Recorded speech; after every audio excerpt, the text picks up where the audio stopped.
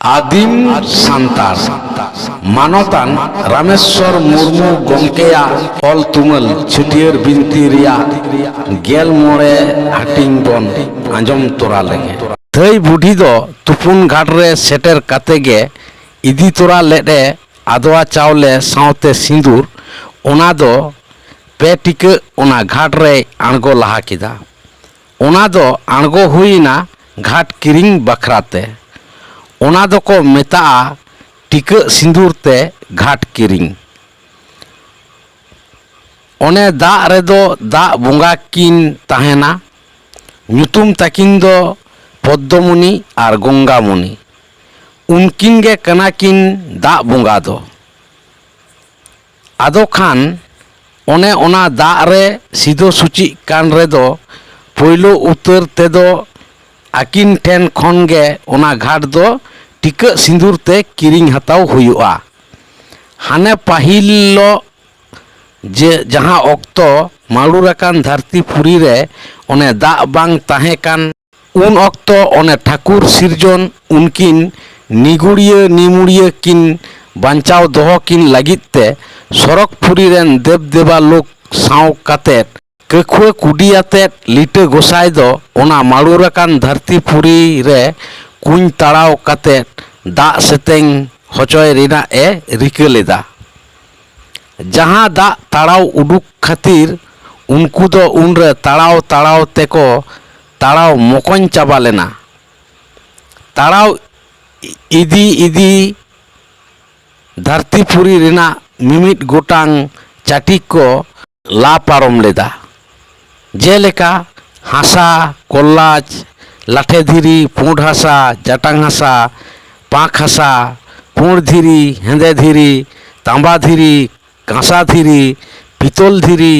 ओना को ओने गेलमिट चाटी हाबी ताड़ाव पारम काते मुचाद उतर रे नाम केट को ओना गेलबार हाटिंग मेड़हेट चाटी दो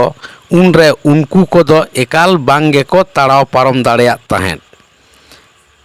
खान उनरे उनको दो आदो उनी ठाकुर ठेन को ओणहे किदा चाटी चाटी ले ला किदा गेले मिनी चाटी होले ताड़ाव परम केट गेले बरा चाटी मेरे दे चटनी बांगे सेटे गेले गेले बरा चाटी मेरे दे चटनी बांगे सेटे गेले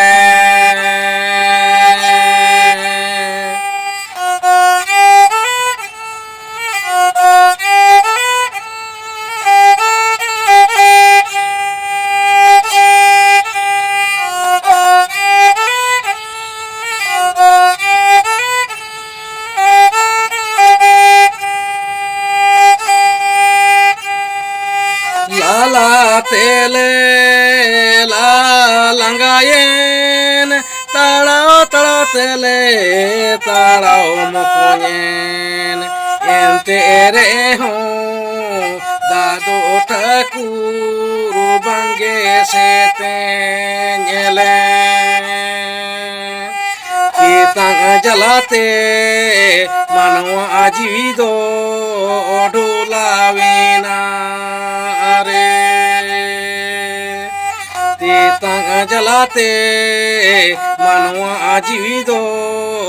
डोलावीना रे तीतांग जलाते मानवा आजी दो